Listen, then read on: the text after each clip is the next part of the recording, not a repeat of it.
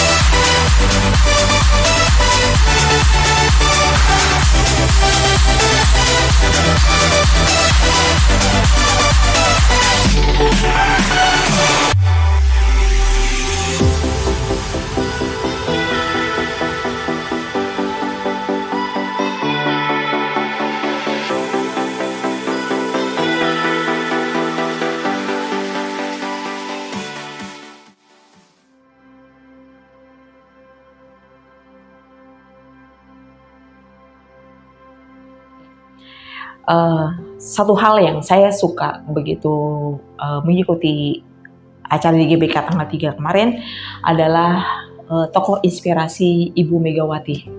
Dia secara detail, dia secara konkret menjelaskan kita sebagai warga negara apa yang kita lakukan di masa pemilu ini.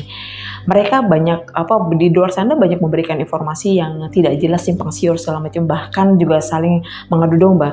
Tetapi Bu Mega tetap fokus bagaimana kita tetap menjadi warga negara yang baik, datang ke TPS, kemudian lebih peduli dan hati-hati adanya kecurangan-kecurangan di TPS kita masing-masing, dan kita mau menjadi kaki tangan Ganjar Mahfud untuk pemenangan di pemilu ini.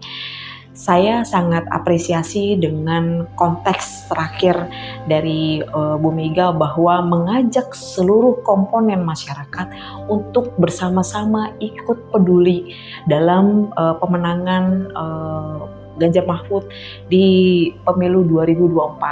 Semoga dengan karya, dengan hasil kinerja Pak Ganjar dan Mahfud selama ini tidak ada track record yang buruk, itu dapat menjadikan kita lebih mengerti kepada paslon siapa kita harus memilih. GBK itu ambience gila, merinding. Begitu sampai itu datang tuh kan, orang-orang tuh ramai banget. Itu baru di depan aja tuh, begitu kita masuk ke dalam GBK itu, gila sih itu. Merinding, gue langsung berasa kayak di mana gitu ya, merah semua lagi gitu kan, ada hijau juga.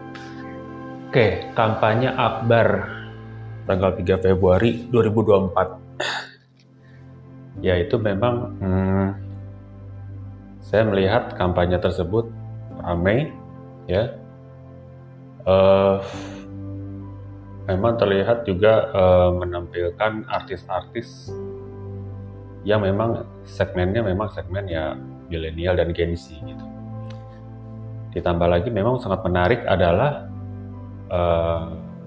para calon presiden dan wakil presiden ya, Pak Ganjar dan Pak Mahfud juga. Mereka tampil tidak seformal bagaimana calon pemimpin negara sih, dengan jaket Top Gun-nya gitu ya. Saya pribadi melihat itu sangat menghibur, sangat menarik, dan itu juga sukses ya buat penyelenggaranya. Untuk saya pribadi, ketika saya di sana hadir sebagai merekam momen di acara tersebut, memang itu salah satu momen bersejarah sih, gitu. Momen bersejarah, dan walaupun saya nggak tahu ya kekurangannya apa ya, nggak ada yang kurang sih sebenarnya, gitu.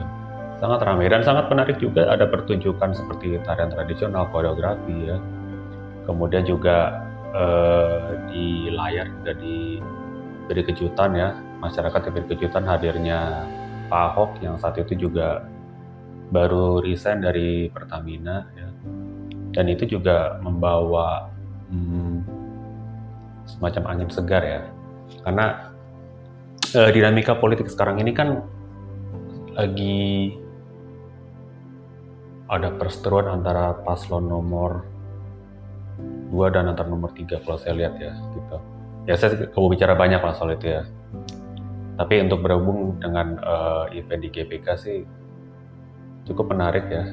Lebih menghibur sih kalau bagi saya. Sangat menghibur. Untuk pesan kampanyenya juga jelas apa yang disampaikan Pak Ganjar itu ya. Ya semoga bisa bagus lah programnya tercapai dengan baik. Suka duka di GBK pada saat 3 Februari lalu, sebenarnya lebih banyak sukanya. Ternyata melihat di antara lautan manusia itu banyak sekali seperti pesta rakyat. Kita berada tidak hanya di kalangan tertentu, tapi dari kalangan bawah sampai ke atas benar-benar merayakan pesta demokrasi. Dan senang sekali bisa menjadi bagian dari pesta demokrasi tersebut.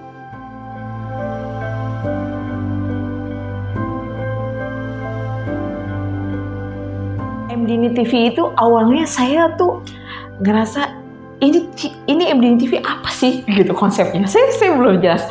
Tetapi begitu dikasih tahu, di brief dan sama rekan saya jadi bisa tahu bahwa MDN itu lebih memberikan informasi sesuatu yang bermanfaat untuk kita semua kaum milenial Gen Z yang bisa mengerti tentang sesuatu yang tidak pernah diketahui di publik gitu. Contohnya suka dukanya gini, persiapannya pernah juga sampai hujan-hujanan, terus kemudian segala sesuatunya karena memang skripnya juga last minute dan kita juga jadi bisa tahu, terus timnya oke gitu, dan hostnya khususnya yang harus diberikan materinya yang cukup padat, singkat dan harus lebih jelas, ngapalinnya juga luar biasa, keren.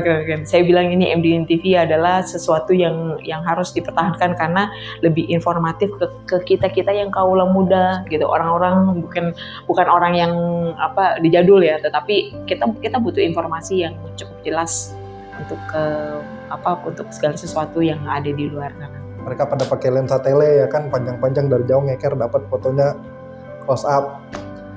Nah, gua handheld pakai gimbal, pakai kamera Sony di crowded itu seru sih. Pengalaman yang luar biasa sih emang. Dengan kondisi apapun tuh ya kita jalanin gitu bareng-bareng gitu. Kayak kemarin waktu syuting di Pluit, di Peak itu hujan-hujan dan kita semua datang. Kita syuting acaranya Pak Bu Yati. Dari semua episode yang saya ikut terlibat ya di MDN TV ini pengalaman yang menarik ya bagi saya pribadi. Saya bisa terlibat khususnya mengenal orang-orang terdekat Pak Mahfud MD ya, yang memang kebetulan ini juga menjelang pemilu 2024. Selama dari persiapannya, produksinya sampai pasca produksinya gitu, memang momennya sangat menarik ya. Juga memang ini menurut saya satu hal yang bagus. Ya karena juga ada kejadian-kejadian yang di luar dugaan ya, yang memang saya juga harus sama tim juga harus berpikir kreatif secara spontan ya. Misalkan waktu itu kunjungan untuk ke daerah Pantai Indah Kapuk yang sebenarnya kan rencananya di situ ada kegiatan senam atau aerobik bersama, tapi ternyata hujan, akhirnya kegiatan itu batal. Yang ada kita ke sana malah jadi ngumpul-ngumpul makan-makan gitu. Jadinya aerobik makan gitu.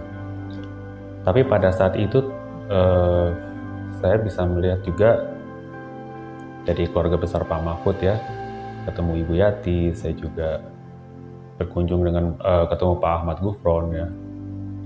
Saya juga mendengar cerita tentang Pak Mahfud dari sudut pandang mereka gitu. Itu satu pengetahuan yang menarik buat saya pribadi gitu. Yang selama ini saya mengetahui Pak Mahfud ya, itu hanya dari media-media seperti di TV atau di media sosial gitu. Dan dari keseluruhan episode ini memang tidak semua yang kita kerjakan 100% sesuai dengan rencana, tetapi beruntung kita bisa menyelesaikannya dengan baik ya, apapun kendalanya masih bisa jalani dengan lancar ya. Walaupun mungkin orang melihat ini dengan alat seadanya, ya kita maksimalkan dengan apa yang kita punya sih gitu. Selama season 1 ini dukanya adalah jangka waktunya itu tidak beraturan karena tergantung dari ketersediaan narasumber yang kebetulan memang orang-orang penting di negara ini. Jadi lebih banyak kami yang mengikuti ketersediaan waktu mereka. Kalau dukanya sih ya kalau capek itu pastilah ya, tapi tertutupi dengan hadirnya para narasumber dan percakapan yang berisi yang daging semua dengan para narasumber tersebut.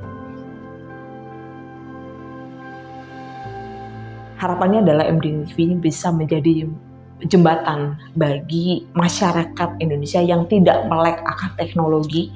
Kemudian saat ini kita juga hadir dengan teknologi AI yang cukup besar potensinya dan cukup besar mempengaruhi kehidupan kita saat ini.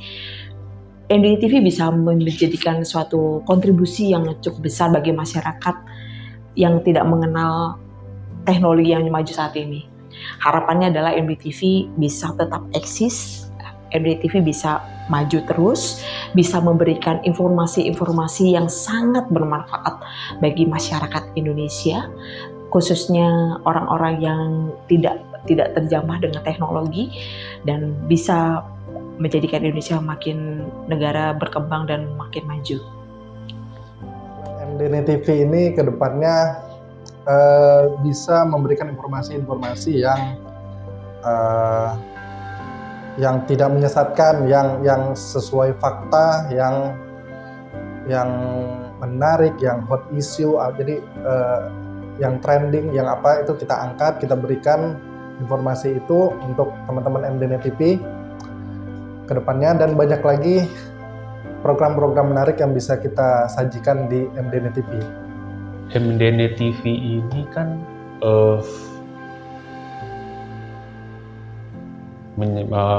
kontennya adalah tidak hanya tentang Pak Mahfud MD saja gitu, tapi adalah bagaimana konten ini juga memberi pengetahuan yang positif, bisa dibilang mendidik juga gitu ya, dan kita bisa mengetahui keberadaan Pak Mahfud dari sudut pandang orang-orang terdekatnya, dari keluarganya atau rekan-rekannya ya. Ya saya harap sih MDN TV ini kalau bisa berlanjut, ini bisa berkembang lebih baik, bisa menjadi konten yang ya tidak harus edukatif ya, minimal bisa menjadi konten yang menambah wawasan masyarakat gitu, yang dimana kita bisa mengetahui Pak Mahfud itu dari sudut pandang yang berbeda tadi seperti yang saya katakan. Jadi kita bisa memahami dan menghargai beliau jadi lebih mendalam lagi gitu. Ya saya harap sih MDN TV bisa berlanjut ya gitu. Karena selama ini kalau kita melihat beberapa YouTube channel yang lain ya, seperti orang-orang pejabat atau orang politik, ya masih banyak bermuatan politik atau syarat kepentingan ya gitu. Tapi saya harap sih MDN TV ini ya, kalaupun ada isi-isi yang berbau politik ya bisa menjadi sebagian episode kontennya itu ada isi yang lebih mendidik lah, bisa dibilang itu tadi, atau memberi pengetahuan yang lebih luas ke masyarakat, atau pengetahuan informasi yang selama ini nggak banyak diekspos oleh media-media yang lainnya. Harapannya MDN TV ini bisa lanjut ke season-season berikutnya dan bisa terus menginspirasi kaum muda, baik Gen Z maupun generasi milenial, akan pentingnya mempunyai wawasan kebangsaan selain tetap mengikuti gaya hidup yang up to date. MDN TV, syarat inspirasi kontennya daging.